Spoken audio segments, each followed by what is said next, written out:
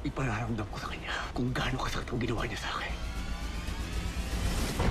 Ngayong Lunes na, January 20. Bakit ka na naman nandito? Katulad ka talaga ng tatay mo. Ano gusto mo, ha? Matulad ako sa lahi mo? Lahi ang patapon ng buhay? Teka! Tanungin mo sarili kung bakit ka pastos-pastos! Tapos na ang paghihintay. Sa primo.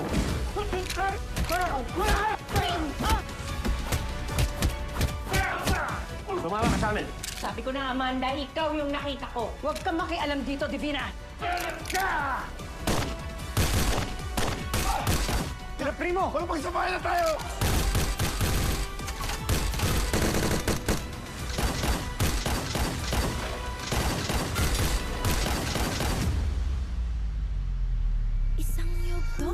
Tapos na ang pagtitiis. Para sa tatay. Gol, ano pinaplano mo? Alam mo ang ginagawang pagmamaltrato sa akin ni tatay mula nung bata ako. Bakit ka nagsinungaling sa akin? Umasa ako. Magbabago ang pagtingin sa'yo ni Rigor. Papatayin ko siya! Huwag kang bumaba! Masasaktan ng nanay mo! Ako ba na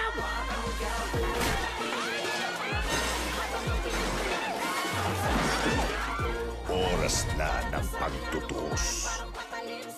Iintayin ko siya! Hindi ako papayag na palagpasin itong araw na to. Hanggang di ako nakakagad sa kanya! Habang buhay yan, hindi tayo matatahimik dito. Parating na yung tatay mo. Wala akong pakialam kahit magulo ako sa kulungan. Basta mapatay ko siya ngayong araw na to.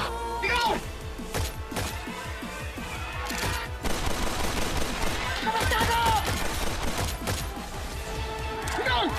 Tumutok ka na sa gabi ng paghiganti. Kaya pala mula nung bata ako, hindi ako nakalalas sa pagmamahal sa'yo dahil hindi mo pala ako tunay na anak! Ngayon, alam mo na, sa pamamagitan ng kabaho ko, kita papatayin! Tapusin na natin ito! Pagbabayaran mo lahat ang ginawa mo tayo! Tayo!